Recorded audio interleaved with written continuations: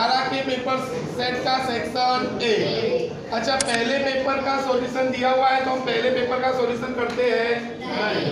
हम paper solution कहाँ से शुरू करते हैं? पेपर नंबर 2 से। पेपर नंबर 2 में सेक्शन नंबर ए में 16 प्रश्न आते हैं। कितने प्रश्न आते हैं? 16। जिसमें से पहले 4 प्रश्न खाली जगह वाले होते हैं और दूसरे 3 प्रश्न जो होते हैं वो सही गलत, और उसके बाद जो 4 प्रश्न होते हैं वो बहुविकल्पिक होते हैं, और इसके बाद जो 5 प्रश्न होते हैं वो होते हैं एक वाक्य में उत्तर। तो सबसे पहला प्रश्न है, श्वेत श्याम फोटोग्राफी में खाली जगह का उपयोग होता है। तो श्वेत श्याम फोटोग्राफी में खाली जगह का उपयोग होता है तो AgCl और AgBr, और क्या जाएगा? AgBr। तो आपको याद रखिएगा कि श्वेत श्याम फोटोग्राफी में किसका उपयोग होता है? AgCl यानी सिल्वर क्लोराइड, AgBr यानी कि सिल्वर ब्रोमाइड। तो सिल्वर क्लोराइड और सिल्वर ब्रोमाइड का उपयोग होता है। कीटोन संयोजन में कौन सा क्रियाशील समूह का सूत्र बताना है? यानी कीटोन यौगिक में उपस्थित क्रियाशील समूह का क्या बताना है? सूत्र खाली जगह है। तो देखो यहाँ पर कीटोन यौगिक में कौन सा क्रियाशील समूह होता है? तो C डबल बॉन्ड O। क्या होता है? C double bond O। तो याद रखिएगा कीटोन यौगिक में उपस्थित क्रियाशील समूह का सूत्र होगा C डबल बॉन्ड O। तीसरा प्रश्न है, जंगली गोभी के केवल चौड़े पत्तों को पसंद करके खाली जगह साग भाजी का विकास किया। तो यहाँ पर देखो, जंगली गोभी के केवल चौड़े पत्तों को पसंद करके बराबर खाली जगह साग भाजी का विकास किया तो आएगा के। क्या आएगा? के। अगला है, खाली जगह अंतःस्राव के संश्लेषण के लिए आयोडीन की आवश्यकता होती है। तो खाली जगह क्या होता है कि अंतःस्राव के संश्लेषण के लिए आयोडीन की आवश्यकता होती है तो थायरॉक्सिन। थायरॉक्सिन क्या जाएगा यहाँ पर? थायरॉक्सिन। तो फिर से देख लो यहाँ पर, श्वेत श्याम फोटोग्राफी में खाली जगह का उपयोग होता है तो AgCl और AgBr। कीटोन यौगिक में कौन सा क्रियाशील समूह होता है खाली जगह? तो यहाँ पे आ जाएगा C डबल बॉन्ड O।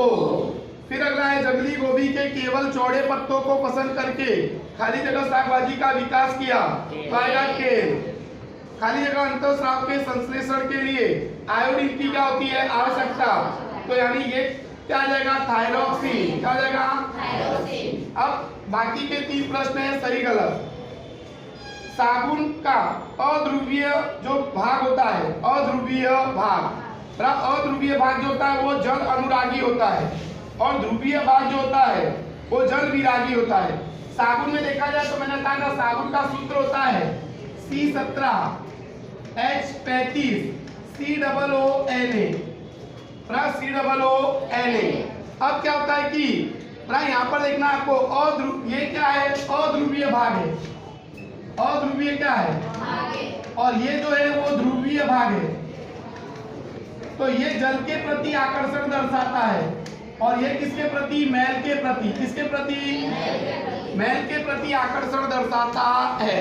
तो यहाँ पर देखना है आपको कि साबुन का अध्रुवीय भाग जल अनुरागी होता है, तो गलत है, मेल अनुरागी होता है। कैसा होता है?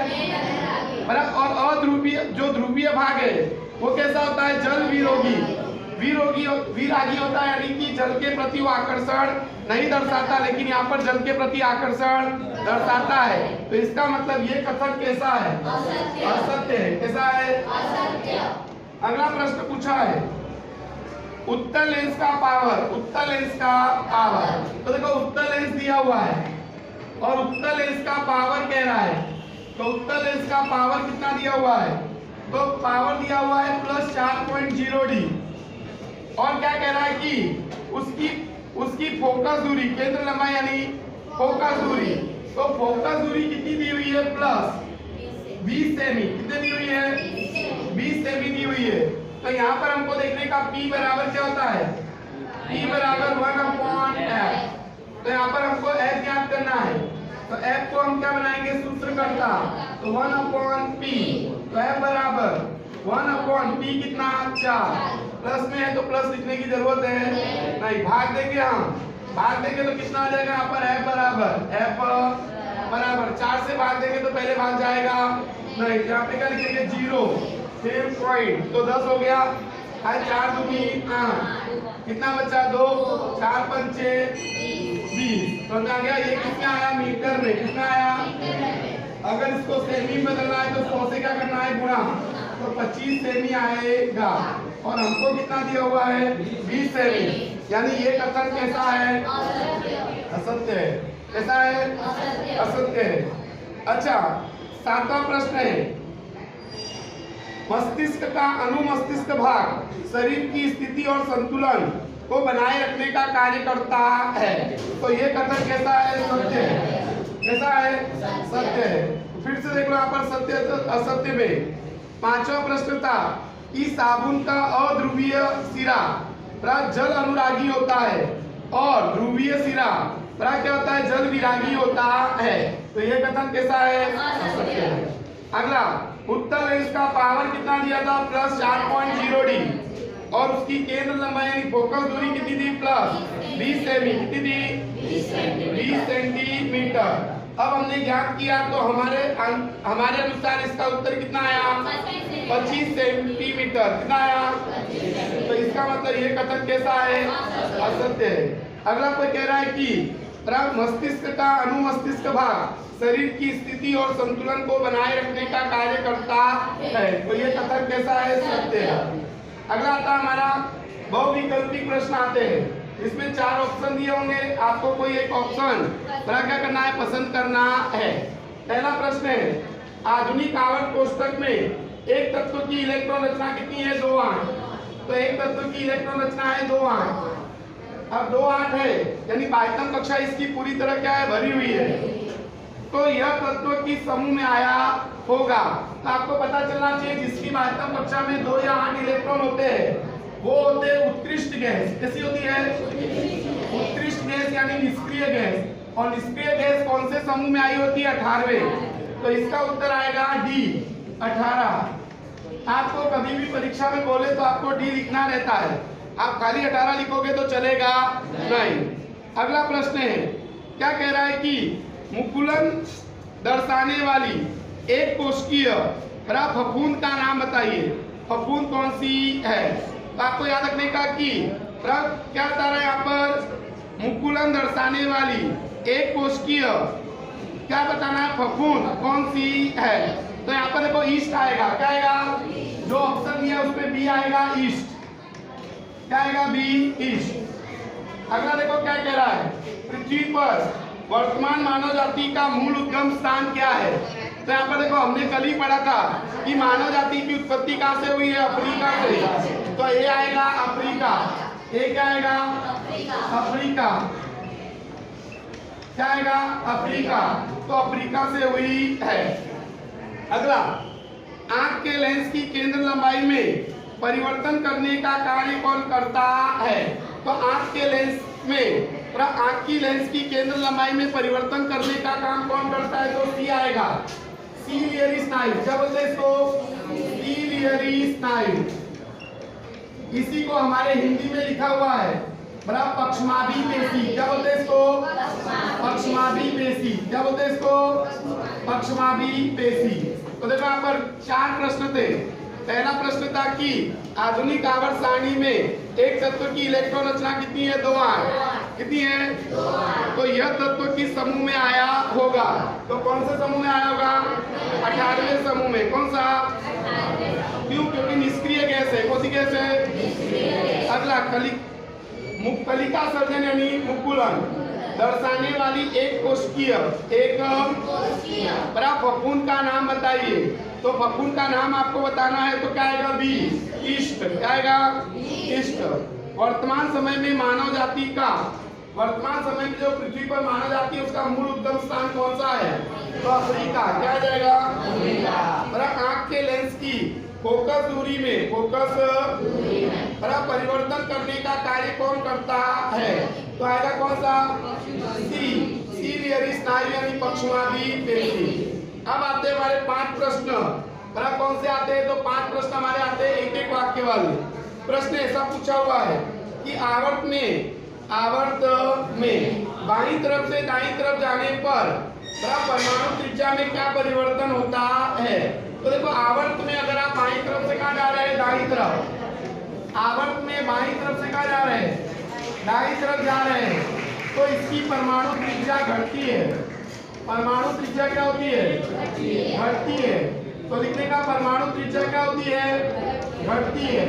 तो लिखने का आवर्त में बाईं तरफ से दाईं तरफ जाने पर परमाणु त्रिज्या क्या होती है, घटती है।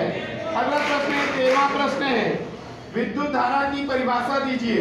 विद्युत धारा की परिभाषा, तो हमको विद्युत धारा का सूत्र मालूम है, I बराबर Q/T। तो इसकी एकदम सरल परिभाषा लिख सकते हैं, आवेश के प्रवाह की दर को विद्युत धारा कहते हैं। आवेश के प्रवाह की दर को क्या बोलते हैं, विद्युत धारा कहते हैं। आवेश के प्रवाह की दर को क्या बोलते हैं। 14वां प्रश्न है, बायोगैस का मुख्य घटक कौन सा है और उसका प्रमाण कितना होता है।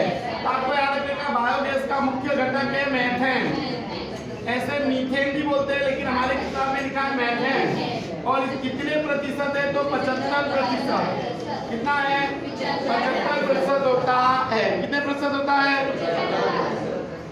15वां प्रश्न है, जैव विघटनीय पदार्थ अर्थात क्या, यानी जैव निम्नीकरणीय पदार्थ किसे कहते हैं। तो जिस पदार्थ का जैव प्रक्रम के द्वारा विघटन हो सके, उस पदार्थ को जैव निम्नीकरणीय पदार्थ कहते हैं। जिस पदार्थ का इसके द्वारा जैव प्रक्रम के द्वारा विघटन हो सके, उस पदार्थ को जैव निम्नीकरणीय पदार्थ कहते हैं। कौन कौन सा आएगा, फल और शाकभाजी, फल और शाकभाजी। तो 15वें में आपको लिखने का, जिस पदार्थ का पदार्थ जैव प्रक्रम द्वारा विघटन हो सके, उस पदार्थ को जैव निम्नीकरणीय पदार्थ कहते हैं। 16वां प्रश्न है, पुनः चक्रीकरण की पद्धति की तुलना में पुनः उपयोग की पद्धति हमेशा उत्तम मानी जाती है। पुनः चक्रीकरण यानी रिसाइकल, क्या हो गया, रिसाइकल। रिसाइकल की अपेक्षा पुनः उपयोग यानी रीयूज पद्धति अधिक उत्तम मानी जाती है। तो देखो यहाँ पर पुनः क्या था, पुनः चक्रीकरण। तो पुनः चक्रीकरण जो होता है, तो पुनः चक्रीकरण और की अपेक्षा पुनः उपयोग पद्धति अधिक उत्तम है। क्यों, क्योंकि पुनः चक्रीकरण पद्धति में ऊर्जा की आवश्यकता होती है। किसकी आवश्यकता होती है, ऊर्जा की आवश्यकता होती है। और पुनः उपयोग पद्धति में ऊर्जा की आवश्यकता नहीं होती है, ऊर्जा की आवश्यकता नहीं होती है। इसलिए ये पद्धति कैसी है, उत्तम है। पुनः चक्रीकरण की अपेक्षा पुनः उपयोग पद्धति कैसी है, उत्तम है। क्यों उत्तम है, क्योंकि पुनः चक्रीकरण पद्धति में ऊर्जा की आवश्यकता होती है और पुनः उपयोग पद्धति में ऊर्जा की आवश्यकता नहीं होती है। तो ये था हमारा गाला का पेपर सेट 1। तो पेपर सेट नंबर 2 उसका सेक्शन ए। अब फिर से देख लो, एक बार फिर से देखना है। पहला प्रश्न पूछा गया था, अब तो हमको प्रश्न के साथ उत्तर भी याद हो गए होंगे। पहला प्रश्न था, श्वेत श्याम फोटोग्राफी में खाली जगह का उपयोग होता है। AgCl और AgBr, silver chloride, silver bromide. अगला प्रश्न था, कीटोन संयोगिक में कौन सा क्रियाशील समूह होता है खाली जगह। तो कौन सा क्रियाशील समूह होता है, C+O। अगला प्रश्न था, कि जंगली गोभी के केवल चौड़े पत्तों को पसंद करके खाली जगह साग भाजी का विकास किया गया, तो क्या है। अगला चौथा प्रश्न था कि खाली जगह अंतःस्राव के संश्लेषण के लिए आयोडीन की आवश्यकता होती है, तो थायरोक्सिन क्या जाएगा। अब सत्य असत्य में था, सत्य असत्य में क्या था, तो यहाँ पर देखो साबुन का अध्रुवीय सिरा जल अनुरागी होता है और ध्रुवीय सिरा बराबर जल विरागी होता है। तो ये कथन कैसा है, असत्य है। कैसा है, असत्य है। अगला है कि उत्तर लेंस का पावर कितना हो, +4.0D और उसकी फोकस दूरी +20 सेमी हो, ऐसा कहा गया था। लेकिन ये गलत है, क्योंकि इसकी फोकस दूरी कितनी आएगी, 25 सेमी। तो ये कथन भी कैसा है, असत्य है। अच्छा, मनुष्य के मस्तिष्क का जो अनुमस्तिष्क है वो शरीर का संतुलन बनाए रखने का काम करता है, तो ये कथन कैसा है? सत्य है। अब हमारा प्रश्न था 8वां, आधुनिक आवर्त सारणी में एक तत्व की बाह्यतम कक्षा में कितने इलेक्ट्रॉन होते हैं? 2 और 8। तो यह तत्व कौन से समूह में आया होता है? तो 18वें। क्यों? क्योंकि ये निष्क्रिय गैस है। कैसा गैस है? ऐसा प्रश्न पूछा था कि कलिका सर्जन, कलिका सर्जन यानी मुकुलन दर्शाने वाली एक कोशिकीय फफूंद का नाम बताइए, तो क्या आएगा? ईस्ट। क्या आएगा? ईस्ट। मानव जाति के मूल उद्गम स्थान कहाँ पाए गए? अफ्रीका में। कहाँ पर? लेंस की फोकस दूरी में परिवर्तन करने का काम कौन करता है? तो सीलियरी मांसपेशियां या अथवा तो पक्षमाली पेशी। अगला प्रश्न पूछा था, आवर्त में बाईं तरफ से दाईं तरफ जाने पर परमाणु त्रिज्या में क्या परिवर्तन होता है? तो आवर्त में बाईं तरफ से दाईं तरफ जाने पर परमाणु त्रिज्या क्या होती है? घटती है। अच्छा, समूह में ऊपर से नीचे जाते तो परमाणु त्रिज्या बढ़ती है, लेकिन आवर्त में बाईं तरफ से दाईं तरफ जाने पर परमाणु त्रिज्या घटती है। अगला प्रश्न था, विद्युत धारा की परिभाषा दीजिए। विद्युत धारा की परिभाषा का एकदम सरल परिभाषा है, आवेश के प्रवाह की दर को विद्युत धारा कहते हैं। आवेश के प्रवाह की दर को क्या बोलते हैं? अगला प्रश्न था, बायोगैस का मुख्य घटक कौन सा है और कितना उसकी मात्रा कितनी होती है?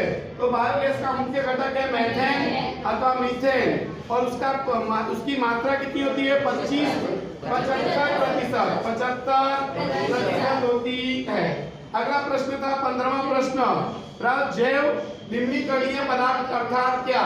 तो जिस पदार्थ का जैव प्रक्रम के द्वारा विघटन हो सके, उस पदार्थ को जैव निम्नीकरणीय पदार्थ कहते हैं। कौन सा पदार्थ बोलते हैं? बोला गया सब में। 16वां प्रश्न था, वाक्य पूर्ण करना था। वाक्य पूर्ण करना था, लिखा था पुनः चक्रीकरण पद्धति की तुलना में पुनः उपयोग पद्धति उत्तम मानी जाती है। कारण की पुनः चक्रीकरण पद्धति में ऊर्जा की आवश्यकता होती है और पुनः उपयोग पद्धति में ऊर्जा की आवश्यकता नहीं होती। इसलिए पुनः चक्रीकरण पद्धति की अपेक्षा पुनः उपयोग पद्धति उत्तम मानी जाती है।